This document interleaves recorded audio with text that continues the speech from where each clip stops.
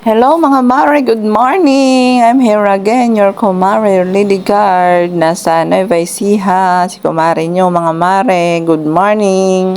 Bablog ko lang mare mga ganap dito sa amin, sa bahay namin, sa Nueva Ecija. So, ayan, mga anak ko nag enjoy sa kunting bakasyon nila dito sa Nueva Ecija. So, ayan, si Erpat ko naka 4 kantos na naman mga mare.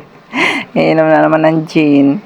Yan lang yung kasayahan ng mga matatanda dito, mga mare. After ng trabaho sa bukid, yung mga ganyan. So, ngayon wala silang trabaho sa bukid, mare, kasi, butuhan. Kaya, ayan.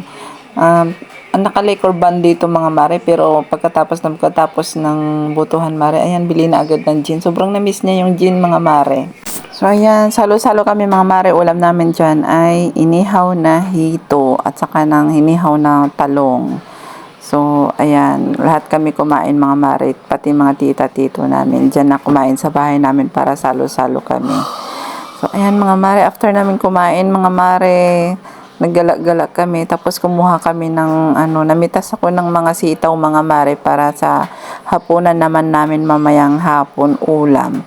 Fresh na fresh siya mare, bagong pitas. Kung gusto mo lang mag-ulam mare, kumuha ka lang dyan sa mga, mare, tanim-tanim yan. Ganyan dito mare, basta masipag ka lang magtanim, mabubuhay ka na dito. Saka sagana naman dito yung bigas kasi yung pananim dito naman pangunahing palay naman. So, ayan mga mare, nag-i-enjoy ako mare sa pagpitas ng mga gulay mare. Parang na-miss ko talaga yung mga ganito. Kasi doon sa Maynila, bibili ka lang. Dito mare, ang ganda-ganda talaga mare. Nakaka-miss yung mga ganitong moment. So, ay mare, yung live ko dito mare, saglit lang mare, mga 3 days lang. Tapos, umirit ako ng day off kay Sir DC ko para naman ma-extend ng kahit isang araw dito sa probinsya yung mga anak ko. So, ayan, pumayag naman siya. Salamat, sir. So, ayan mga mare. Ang dami naming napitas na mga sitaw. Fresh sitaw. Yan, ibibenta nila yan, mare. Tapos ako, ang kinukuha ko lang, pang ulam lang namin. Saka, mare, hindi yan sa amin, ha? Saka, kapitbahay namin yan, mare. Ayan yung may-ari yung matanda. Sabi, kuha daw kami kung gusto namin. So, ayan, kumukuha lang kami. Kasi, at saka nakapagpaalam kami, mare, nandyan yung may-ari, ha? Masabihin nyo, kumuha lang kami para lang may content. So, ayan mga mare, medyo mainit pa dyan. Yan, binigay ko na yung napitas ko kay, tita ko. Tita ko, Ante Abing. So, ayan mare, yan, just enjoying my vacation here in the Nueva Ecija. Saka, mare, yung may kambing. Ililipat natin yung kambing mga mare kasi malapit siya sa tanim ng mga okra. Baka kasi kainin yung mga tanim na okra eh. Sayang naman. Hindi yan sa amin, Maria. Baka sabihin nyo, may kambing kami. Wala kaming kambing.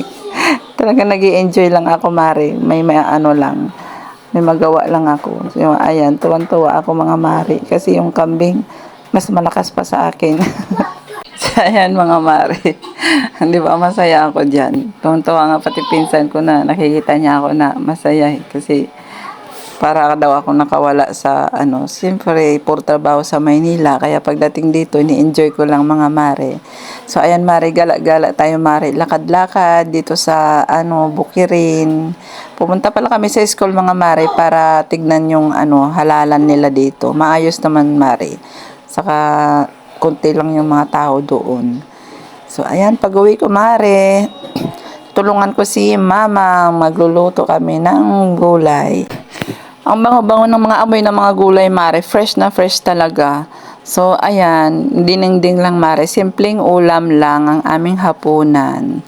So, ayan, nilagyan ko na ng bagoong. Yung dinengding namin, mare, sa mga Ilocano, hindi talaga nawawala yung bagoong. Yan niya talaga yung pinaka-first na pampalasa ng aming gulay. Bagoong isda. So, ayan mga mare, pinaglalagay ko na yung mga gulay after ng kumulo yung sahog na pritong tilapia.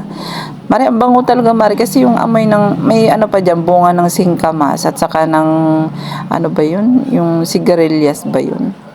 Ay, hindi patani pala mga mare, yun, kaya mabango.